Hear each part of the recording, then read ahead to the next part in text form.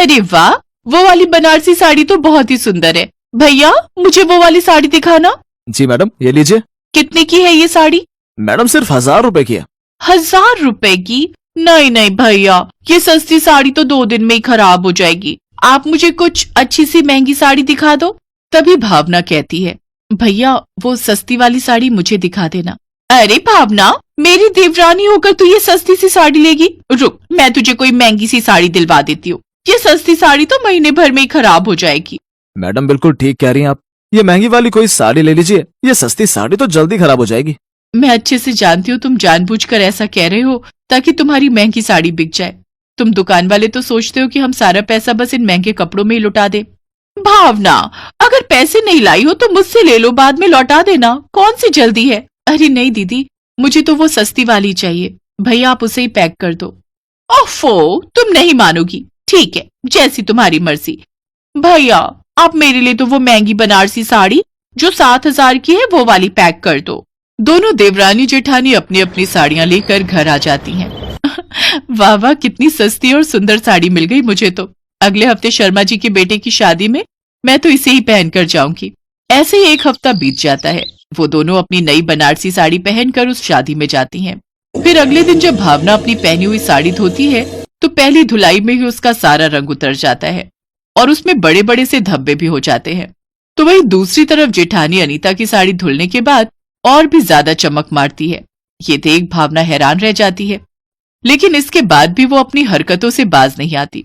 दरअसल वो एक गरीब घर की लड़की थी जिसकी शादी अमीर घर में हुई थी, लेकिन उसकी बचत करने की आदत अभी भी वैसे की वैसी ही थी। ऐसे ही वक्त गुजरता है। एक रोज भावना शॉपिंग पर जा रही होती है तो उसकी सास उससे कहती है, अरे छोटी बहू, तू बाजार जा रही है ना, तो मेरी सहेली उर्मिला के लिए मॉल से एक अच्छी सी साड़ी ले आना।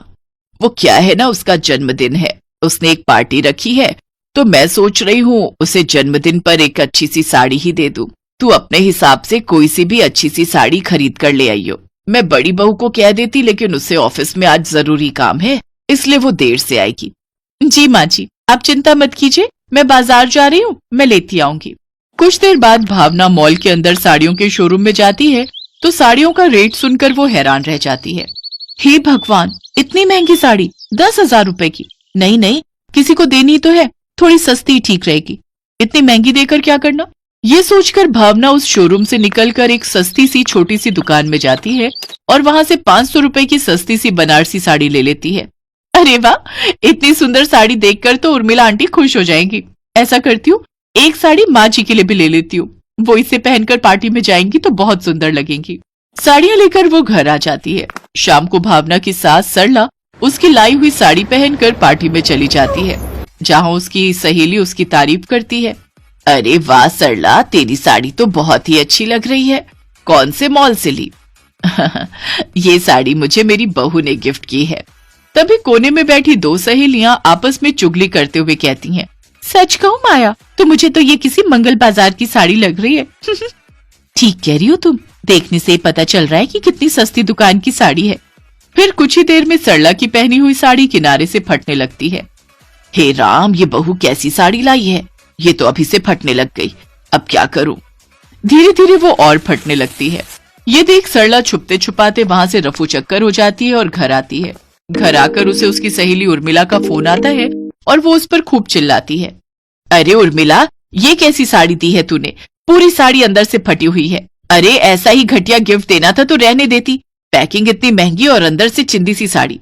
कल ही मैं तुम्हारी ये घटिया सी साड़ी पैक करवा कर तुम्हें वापस भेज दूंगी। फोन कट जाता है, लेकिन अपनी बेइज्जती होती देख सरला को बहुत गुस्सा आता है और वो जोर से चिल्लाते हुए कहती है, छोटी बहू, आज तेरे कारण मेरी सहेलियों में मेरी कितनी बेइज्जती हुई है, इसका तुझे कुछ अंदाजा भी है? अरे खुद सस्ती साड़ियां पहननी थी तो जितना मर्जी पहन लेती, लेकिन यूं सस्ती साड़ियां किसी को देकर तो तूने मेरी नाक ही कटवा दी। ऊपर से मेरी ये साड़ी फट गई वो अलग। अरे इतनी भी क्या बचत करनी। माँ जी, मुझे लगा था इतना महंगा गिफ्ट देकर क्या करना, इसलिए मैंने सस्ती साड़ियां खरीदकर उस पर महंगी पैकिंग करवा ली थी। इसीलिए तुम्हें कहती थी भावना कि सस्ते के चक्कर में मत पड़। अरे सस्ता रोए बार बार और महंगा रोए एक ही बार। अरे जितनी तू सस्ती साड़ियां बार बार खरीदने जाती है और एक ही बार पहनने पर वो बेकार हो जाती हैं, उसमें तो महंगी से ज्यादा खर्चा बैठ जाता है। लेकिन ना जाने क्यों तेरी समझ में ये बात आती ही नहीं। मुझे माफ कर दीजिए माँ जी, जेठानी जी, अब से मैं ये गलती कभी नहीं करूंगी। इतना बवाल होने के बाद फाइनली भावना की समझ में ये बात आ ही जाती है कि सस्ता रोए बार बार और महंगा रोए एक ही बार। अब वो लाभ सस्ते के चक्कर में नहीं पड़ती।